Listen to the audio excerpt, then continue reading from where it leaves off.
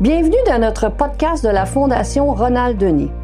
La Fondation Ronald Denis est un organisme de bienfaisance publique à but non lucratif qui s'inscrit dans la communauté médicale et qui vise à rendre le système de santé au Québec plus efficace pour améliorer la santé et le bien-être des patients et de leurs proches.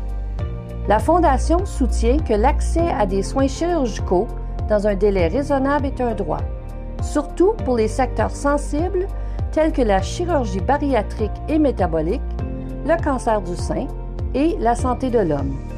Ainsi, au travers des divers épisodes, nous allons expliquer c'est quoi la Fondation, à qui elle sert et comment elle sert. Donc bonjour à tous ceux qui nous écoutent, je suis Dr Anne-Sophie Studer, chirurgienne bariatrique et métabolique au CHUSS du Nord de l'île de Montréal.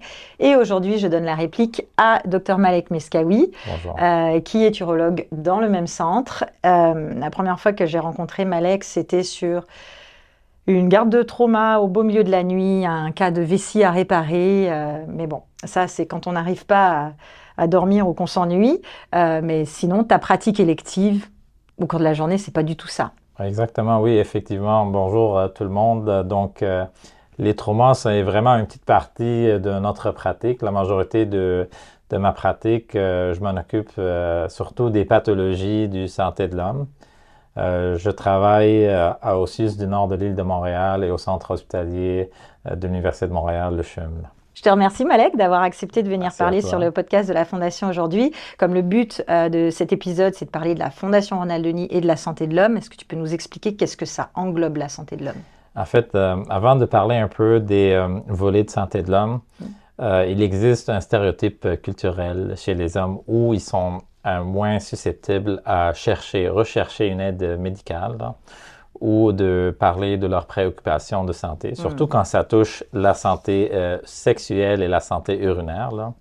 Et cette réticence est en général due un peu aux valeurs, aux normes culturelles liées à la masculinité que la société donne, là. Ça peut être aussi dû aux peurs de s'exposer ou de se sentir fragile, là. Donc, où certains hommes ne sont pas à l'aise un peu de parler de leurs problèmes de santé, là. Donc, c'est pour cela que c'est très important d'adresser ce sujet et c'est très important de sensibiliser les hommes et de les éduquer un peu sur la santé sexuelle, santé urinaire, tout ce qui est lié à la santé de l'homme. Et il y a beaucoup d'hommes, en fait, qui consultent pas et qui pensent les symptômes qu'ils ont, c'est comme une évolution naturelle de leur maladie. Ouais. Mais la réalité, là, ils consultent vraiment très tard quand la maladie est rendue très avancée ou quand il n'y a pas grand-chose à faire, là. Donc, pour parler un peu des volets de santé de l'homme, il y a 3 volets. Première chose qu'on appelle la dysfonction sexuelle, qui englobe plusieurs choses. La première chose, c'est les troubles de l'érection. Deuxième chose, ça peut être le déficit hormonal lié à l'âge, ou on l'appelle l'andropause. La troisième chose aussi, c'est les problèmes de courbure de la verge, ou comme la maladie de Peyronie. Le deuxième volet de santé de l'homme, c'est vraiment les troubles mictionnels ou les troubles urinaires, principalement liés à ce qu'on appelle l'hyperplasie bénigne de la prostate. Et enfin, le dernier volet de santé de l'homme, c'est le dépistage, le diagnostic et le traitement du cancer de la prostate. Et c'est important parce que ces 3 volets sont entreliés. Je donne un exemple. Si quelqu'un va avoir un traitement pour le cancer de la prostate, donc ce traitement peut affecter sa vie sexuelle comme il peut affecter aussi ses symptômes urinaires, là. Oui, bien sûr. Et puis plus ils attendent pour consulter, puis après au moment de consulter, ils sont face à des délais pour avoir accès à un spécialiste, pour avoir accès à une prise en charge. Exactement. Et quand ils consultent, c'est vraiment tard dans l'évolution de la maladie, là. Ouais. Alors, on va se concentrer sur l'hyperplasie bénigne de la prostate et le cancer de la prostate. Alors, si on commence par l'hyperplasie bénigne de la prostate, qu'est-ce que c'est? Est-ce que tu peux nous en parler? En fait, après l'âge de 50 ans, tous les hommes ils vont avoir la prostate des hommes va grossir. Okay? Donc, ce gonflement, on le nomme hyperplasie bénigne de la prostate, là. 50% des hommes qui ont l'hyperplasie bénigne de la prostate, ils ont 0 symptômes. L'autre moitié peuvent avoir des symptômes urinaires qui peuvent nuire à leur vie de tous les jours et qui peuvent consulter pour un traitement médical ou une chirurgie. Et c'est quoi les symptômes en question? Qu'est-ce que Ben, c'est? en fait, quand la prostate grossit, elle exerce de la pression sur le trajet d'urine. Donc, c'est la vessie et sur l'urètre, là. Donc, imagine qu'un bouillot d'eau, là, et on est en train de le comprimer. Donc, le jet ou la pression commence par diminuer. Et à un moment donné, ça va couper, ça va arrêter complètement, ce qu'on appelle une rétention urinaire, là. Une rétention urinaire, c'est une condition où les patients doivent avoir une sonde urinaire et par la suite nécessiter une chirurgie pour se libérer de la sonde urinaire. Oui, et puis ça peut même avoir un retentissement sur les uretères, l'appareil rénal, Exactement, etc. exactement. Ça peut donner aussi des problèmes aux reins. OK. Alors, est-ce que ça s'opère, ça? Ben oui, bien sûr, en fait. Il y a différentes techniques chirurgicales pour l'hyperplasie bénigne de la prostate. Toutes les chirurgies de l'hyperplasie bénigne de la prostate consistent à passer par les voies naturelles, par l'urètre, donc c'est une chirurgie sans incision, et par la suite réduire la taille de la prostate et soulager l'obstruction ou soulager un peu ce qui bloque le trajet d'urine. Donc, actuellement, comme on a mentionné, il y a plusieurs techniques. Au Québec, dans la majorité du centre, on a toujours une seule technique. La seule technique qui existe, c'est la technique conventionnelle, là.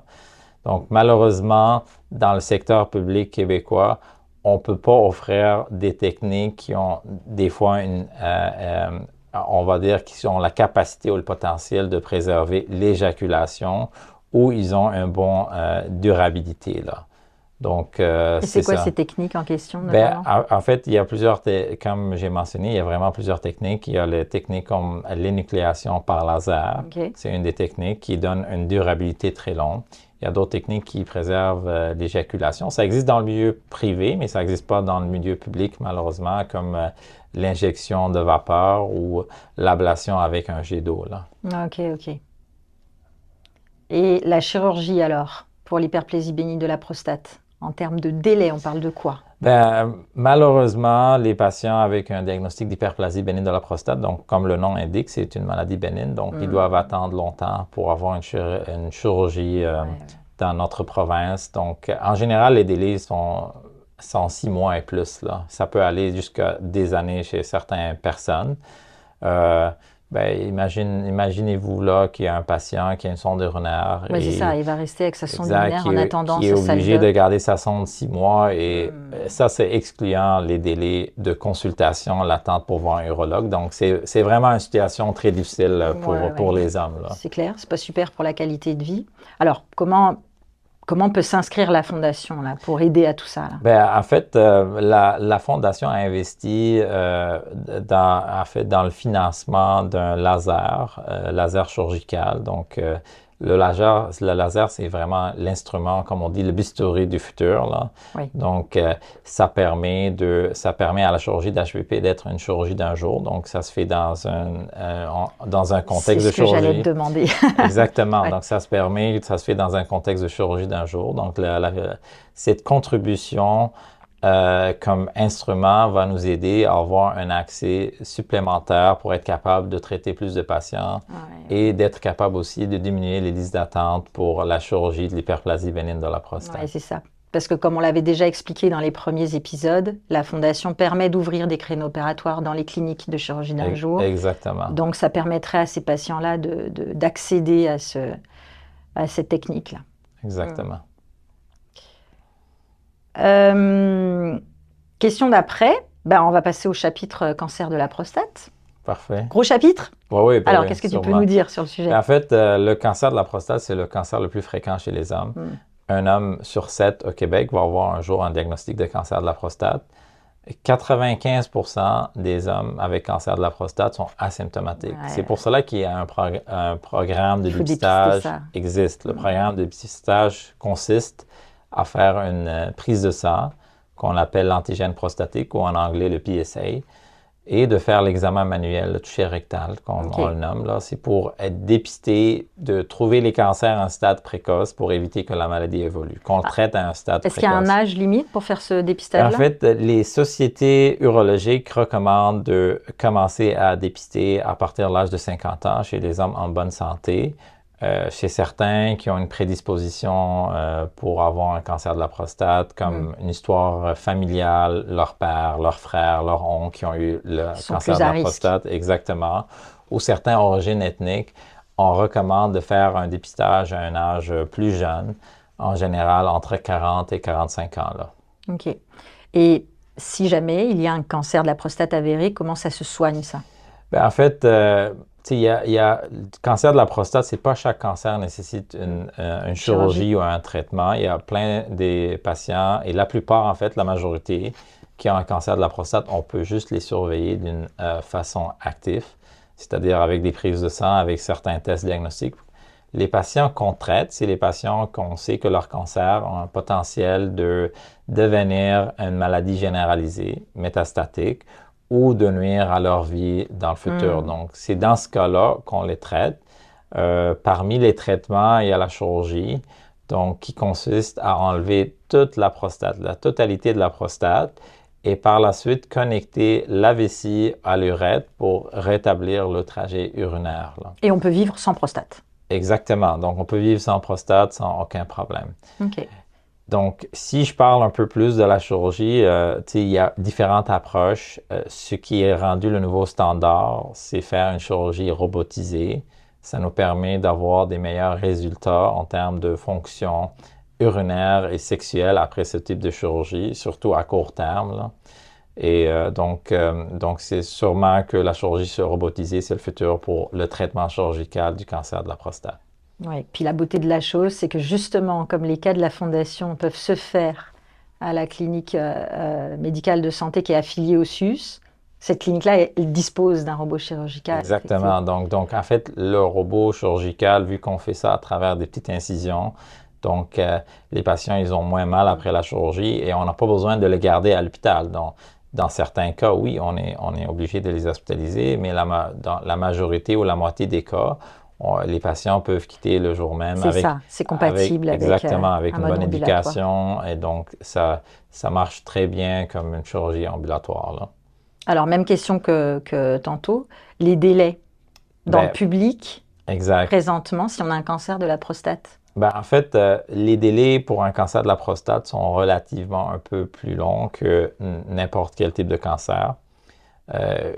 Comme j'ai mentionné, c'est un cancer très fréquent, donc il y a vraiment beaucoup de demandes pour avoir une chirurgie. Malheureusement, dans les pays développés, la quasi-totalité des chirurgies prostatiques se fait par voie robot. Au Québec, plus que la moitié se fait par voie ouverte parce que notre système de santé n'est pas capable d'absorber le volume. Et on a des robots pas beaucoup de centres au Québec, donc c'est vraiment concentré juste dans les centres universitaires. Donc c'est pour cela que si quelqu'un demande une chirurgie robotique pour un cancer de la prostate, malheureusement, il doit vraiment attendre plus longtemps que les délais prévus. Oui, bien sûr. Alors, tout à l'heure, on mentionnait que pour l'hyperplasie bénigne de la prostate, la Fondation avait permis de participer au financement pour s'équiper du laser.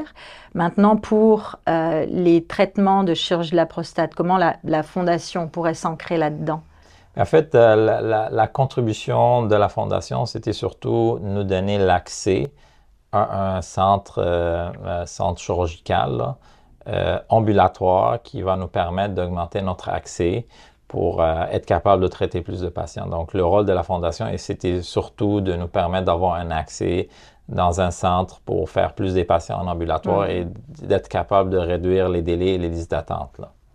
Et puis, c'est ça. Et puis, comme tu le mentionnais tantôt, tous les cas potentiellement qui vont pouvoir être opérés de la prostate peuvent être exposés à des séquelles de dysfonction urinaire. Donc, fait que, ils vont retourner sur des listes d'attente. Exactement. Donc, c'est comme j'ai mentionné que les trois volets de santé de l'homme sont vraiment entreliés. Ouais. Donc, comme j'ai dit, les patients avec un traitement pour le cancer de la prostate, ils peuvent avoir des problèmes de dysfonction sexuelle et ils vont tomber toujours dans le même problème, des délais et des délais pour fixer leur problème, malheureusement. Là. Eh bien, Malek, merci infiniment pour cet échange. Merci. Super intéressant. J'espère que dans un avenir proche, donc, la Fondation pourra faire plus pour les patients dont tu t'occupes. On profite également de cet instant pour dire merci à nos supporters du conseil d'administration de la Fondation qui nous ont permis de faire ce podcast. Merci. Également à l'équipe de Sébastien Pépin de la boîte Virus Média, puisque ils doivent nous supporter là pour les enregistrements. On n'est pas nés pour faire ça. Hein. Ouais. Et bien sûr, on remercie les donateurs, les patients et tous ceux qui nous écoutent. On a de la chance d'évoluer à leur côté hein. Et on a hâte de vous faire découvrir encore plus dans des prochains épisodes. Merci Malek, à bientôt. Merci. Vous voulez faire un don? Vous allez sur fondationronalddenis.com. En haut à droite, vous cliquez sur « Faire un don ». Vous pouvez aussi passer par là pour participer à nos événements de levée de fonds. Vous avez des questions, des commentaires, des retours d'expérience? La page Facebook Fondation Ronald Denis ou bien info@fondationronalddenis.com.